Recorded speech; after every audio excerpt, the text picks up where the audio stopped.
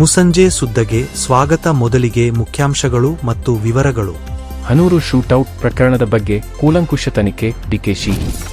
Hanur shootout ಪ್ರಕರಣದ ಕುರಿತು ಕೂಲಂಕುಷ ತನಿಖೆ ನಡೆಯುತ್ತಿದೆ ಎಂದು ಡಿಸಿಎಂ ಡಿಕೆ ಶಿವಕುಮಾರ್ ತಿಳಿಸಿದ್ದಾರೆ. ಕಳ್ಳಬೇಟೆ ನಿಗ್ರಹ ಶಿಬಿರಗಳ ಸ್ಫೋಟದ ಹಿಂದೆ ತಮಿಳುನಾಡು ಮೂಲದ ಕಳ್ಳರ ಕೈವಾಡದ ಶಂಕೆ ಇದ್ದು, ತನಿಖಾ ವರದಿ ಬಳಿಕ ಪ್ರತಿಕ್ರಿಯಿಸುವುದಾಗಿ ಹೇಳಿದ್ದಾರೆ.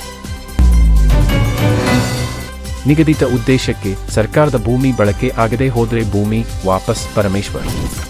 ಶಿಕ್ಷಣ ಸಂಘ ಹಾಗೂ ಧಾರ್ಮಿಕ ಸಂಸ್ಥೆಗಳಿಗೆ ನೀಡಿರುವ ಸರ್ಕಾರಿ ಭೂಮಿಯನ್ನು ನಿಗದಿತ ಉದ್ದೇಶಕ್ಕೆ ಬಳಸದಿದ್ದರೆ ಮರುವಶಪಡಿಸಿಕೊಳ್ಳಲಾಗುವುದು ಎಂದು ಡಿಸಿಎಂ ಪರಮೇಶ್ವರ್ ತಿಳಿಸಿದ್ದಾರೆ.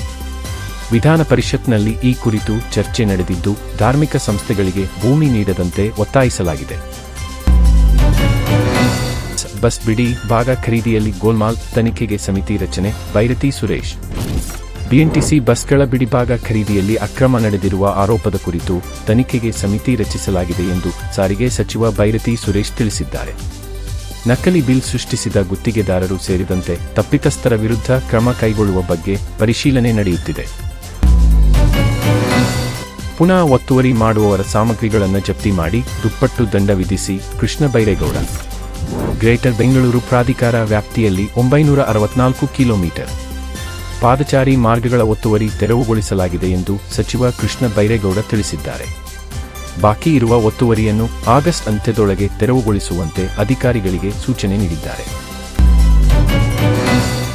ಪರಿಸರ ಸ್ನೇಹಿ ಇಂಧನದ ಕಮರ್ಷಿಯಲ್ ವಾಹನಗಳಿಗೆ ವಯೋಮಿತಿ 5 ವರ್ಷ ಹೆಚ್ಚಿಸಲು ಸರ್ಕಾರ ಪ್ರಸ್ತಾಪ.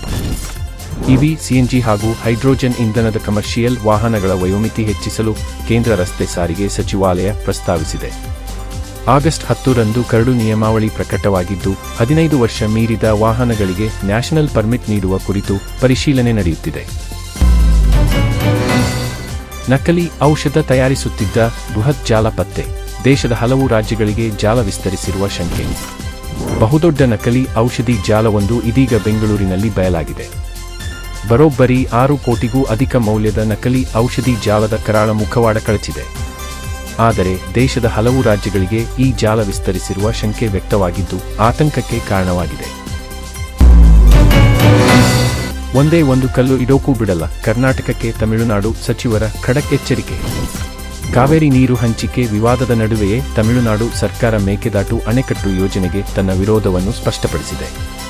ಈ ವಿವಾದಿತ ಯೋಜನೆಗೆ ಕರ್ನಾಟಕ ಒಂದೇ ಒಂದು ಕಲ್ಲು ಹಾಕಲು ಬಿಡುವುದಿಲ್ಲ ಎಂದು ತಮಿಳುನಾಡು ಸಚಿವ ಎನ್. ಆನಂದ್ ಘೋಷಿಸಿದ್ದಾರೆ. ತೆಲುಗಿನಲ್ಲಿ ಮಹಾಕಾಳಿಯಾದ ಕನ್ನಡದ ಹುಡುಗಿ ಭೂಮಿ ಶೆಟ್ಟಿ. ರಶ್ಮಿಕಾ, ಶ್ರೀಲೀಲಾ, ರುಕ್ಮಿಣಿ ವಸಂತ್ ಸೇರಿದಂತೆ ಕನ್ನಡದ ಹಲವು ನಟಿಯರು ಪರಭಾಷಾ ಸಿನಿಮಾಗಳಲ್ಲಿ ಮಿಂಚುತ್ತಿದ್ದಾರೆ. ಆದರೆ ಬಹುತೇಕ ನಟಿಯರಿಗೆ ಸೀಮಿತ ನಾಯಕಿ ಪಾತ್ರಗಳೇ ಸಿಗುತ್ತಿವೆ. ಇದೀಗ ಭೂಮಿ ಶೆಟ್ಟಿ ತೆಲುಗಿನ ಮಹಿಳಾ ಪ್ರಧಾನ ದೊಡ್ಡ ಸಿನಿಮಾದಲ್ಲಿ ನಟಿಸುವ ಮೂಲಕ ಗಮನ ಸೆಳೆಯುತ್ತಿದ್ದಾರೆ. ಡಬ್ಬಿಂಗ್ ಮುಗಿಸಿದ Hubballi hunters bell bottom team ಖುಷಿ. ಕರ್ನಾಟಕದ ಸೊಗಡಿನ ಕಥಾಹಂದರ ಹೊಂದಿರುವ ಬಹುನಿರೀಕ್ಷಿತ Hubballi hunters cinema post production ಹಂತದಲ್ಲಿ ಮುನ್ನಡೆ ಸಾಧಿಸಿದೆ. ಚಿತ್ರೀಕರಣ ಹಾಗೂ ಡಬ್ಬಿಂಗ್ ಪೂರ್ಣಗೊಂಡಿದ್ದು, ಸಂತೋಷ್ ಕುಮಾರ್ ನಿರ್ಮಾಣದಲ್ಲಿ ಸಮರ್ಥ್ ಪಿ. ಕಡಕೊಳ್ ನಿರ್ದೇಶನದಲ್ಲಿ ಸಿನಿಮಾ ಮೂಡಿಬರುತ್ತಿದೆ.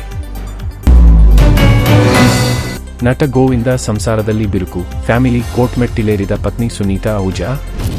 ಬಾಲಿವುಡ್ ನಟ ಗೋವಿಂದ ಹಾಗೂ ಪತ್ನಿ ಸುನೀತಾ ಅಹುಜಾ ನಡುವಿನ ವೈಮನಸ್ಸು ಮತ್ತೆ ಚರ್ಚೆಗೆ ಬಂದಿದೆ. ಯುವ ನಟಿಯೊಂದಿಗೆ ಗೋವಿಂದ ಕಾಣಿಸಿಕೊಂಡ ಬಳಿಕ ವಿವಾದ ಹೆಚ್ಚಾಗಿದ್ದು, ಇದೀಗ ಸುನೀತಾ ಕೌಟುಂಬಿಕ ನ್ಯಾಯಾಲಯದಲ್ಲಿ ಕಾಣಿಸಿಕೊಂಡಿರುವುದು ಹೊಸ ಕುತೂಹಲ ಮೂಡಿಸಿದೆ.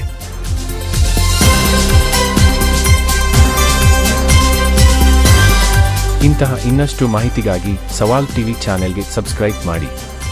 ವಿಡಿಯೋಗೆ ಲೈಕ್ ಮಾಡಿ, ಶೇರ್ ಮಾಡಿ ಮತ್ತು ಹೊಸ ವಿಡಿಯೋಗಳಿಗಾಗಿ ಬೆಲ್ ಐಕಾನ್ ಒತ್ತುವುದನ್ನು ಮರೆಯಬೇಡಿ. ಧನ್ಯವಾದಗಳು.